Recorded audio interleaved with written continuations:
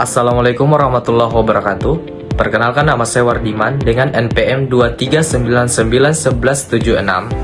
Puji syukur kehadirat Tuhan Yang Maha Esa atas segala rahmat dan nikmatnya sehingga kami dapat menyelesaikan salah satu tugas dari mata kuliah data mining, yaitu mengenai algoritma Kernel-Snakeborn KNN yang disusun oleh kelompok kami yang terdiri dari saya sendiri yaitu Wardiman dengan NPM 239911176, yang kedua Muhammad Yusuf Ibrahim Ramadhani dengan NPM 239911181, yang ketiga Yuni Rubianti dengan NPM 239911182, yang keempat Franciscus Malindo Hersa dengan NPM 239911176, yang kelima Nurul Mustafa Thohir dengan NPM 239911176, dan yang terakhir yaitu Fahri dengan NPM 239911178.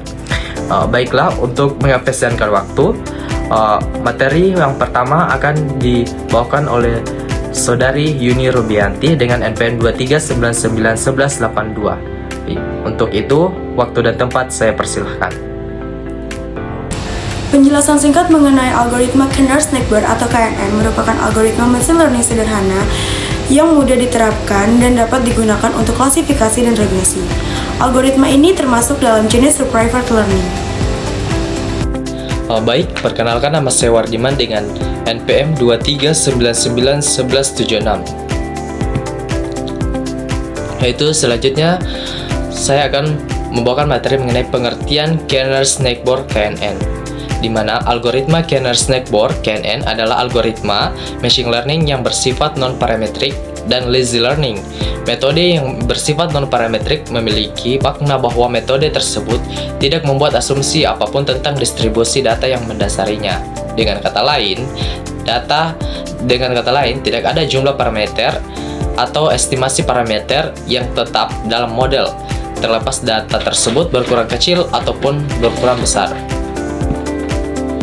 Algoritma non-parametrik seperti KNN atau Kernel-Snakeborn menggunakan sejumlah parameter yang fleksibel dengan jumlah parameter seringkali bertambah. Nah, seiring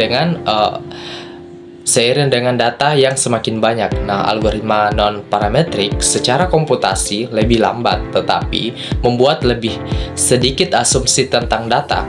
Nah, algoritma KNN juga bersifat lazy learning, yang artinya tidak menggunakan titik data training untuk membuat model. Singkatnya, pada algoritma KNN tidak ada fase training, kalaupun ada juga sangat minim. Sekian dari saya. Selanjutnya, poin-poin penting dalam algoritma Kernel-Snakeborn. Menentukan metrik jarak.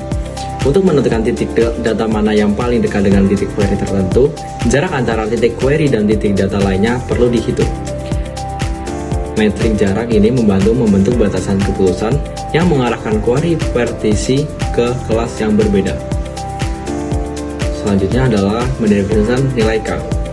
Nilai K pada algoritma Kernel-Snakeborn mendefinisikan beberapa banyak tetangga yang akan diperiksa, yang mana untuk menentukan klasifikasi titik query tertentu. Misalnya, jika K sama dengan 1, intens akan ditugaskan ke kelas yang sama dengan tetangga terdekatnya. Perkenalkan, nama saya Franciscus Malindo Hersa dengan NPM 239911179. Nah, di sini saya akan melanjutkan tentang cara kerja algoritma KNN. KNN bekerja berdasarkan prinsip bahwa setiap titik data yang berdekatan suatu sama lain akan berada di kelas yang sama.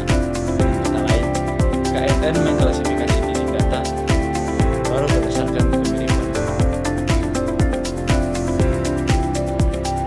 Misalkan, kita memiliki gambar makhluk hidup yang serupa dengan kucing dan anjing. Ini sebagai contoh. Tetapi kita ingin mengetahui apakah itu kucing atau anjing. Jadi, untuk identifikasi ini, kita dapat menggunakan algoritma KNN karena klasifikasi berdasarkan kesamaan. Model KNN yang menentukan fitur serupa dari kumpulan data baru berdasarkan fitur yang paling mirip, kemudian memasukkan ke dalam kategori kucing atau anjing. Nah, seperti pada gambar ini. Selanjutnya, saya akan menjelaskan alur cara kerja algoritma K-nearest neighbor. Alur ini terdiri dari 6 langkah, yaitu langkah pertama, pilih nilai banyaknya tetangga terdekat K, yang akan digunakan untuk memprediksi kategori titik data baru. Nilai K yang lebih tinggi akan menghasilkan prediksi yang lebih halus, tetapi juga akan lebih lambat untuk dihitung. Langkah kedua, hitung jarak dari jumlah tetangga K, bisa menggunakan salah satu matrik jarak, misalnya Euclidean distance.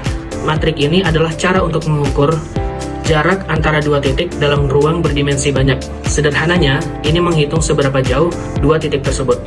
Langkah ketiga, ambil tetangga terdekat K sesuai jarak yang dihitung. Langkah keempat, di antara tetangga K ini, hitung jumlah titik data di setiap kategori. Langkah kelima, tetapkan data titik baru ke kategori yang jumlah tetangganya lebih banyak. Terakhir, model telah siap. Penerapan K-nearest neighbor dapat diaplikasikan pada beberapa contoh, seperti peringkat kredit, persetujuan pinjaman, processing data, pengenalan pola, prediksi harga saham, sistem rekomendasi, dan visas komputer.